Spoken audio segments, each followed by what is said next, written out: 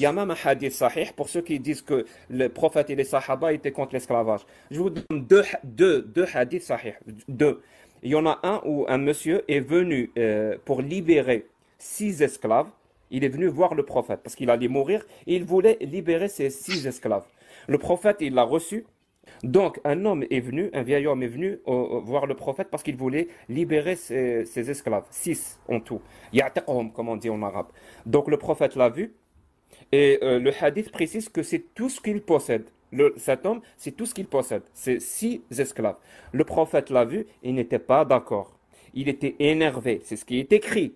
Je cite le hadith sahih. Il était énervé. Et qu'est-ce qu'il a fait le prophète? Il a divisé ses esclaves en 3 groupes de 2.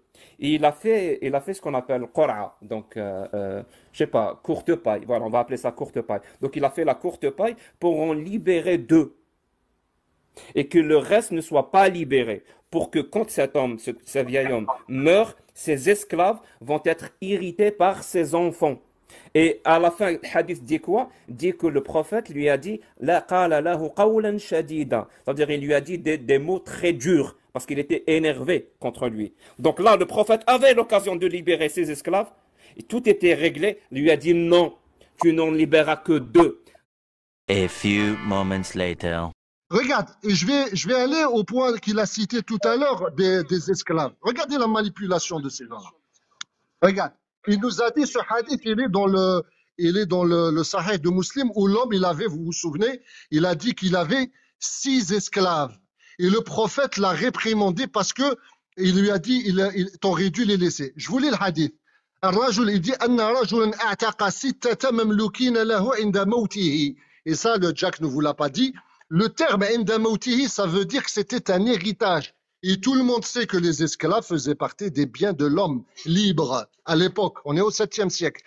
Les esclaves ici, il les a libérés. Pourquoi? Parce qu'il voulait pas les laisser à sa famille.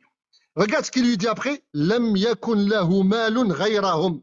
Regarde le terme. لم يكن لهم مال. Parce que les esclaves étaient considérés comme un bien à l'époque. On ne parle pas d'affranchissement. Qu'est-ce qu'il lui dit? فدعاهم رسول الله صلى الله عليه وسلم فجزأهم أثلاثا. ثم أقرع بينهم فأعتق 2 وأرق 4. Il a dit le prophète sallallahu alayhi wa sallam, il les a coupés en 3, donc 2. Il a gardé, il a a'taqa. Regarde bien, ça il ne le dit pas, Jack. A'taqa, ça veut dire, il lui a dit de libérer 2.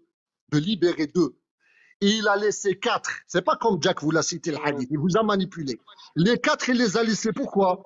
C'est pour les gens qui sont derrière lui, c'est-à-dire ses héritiers.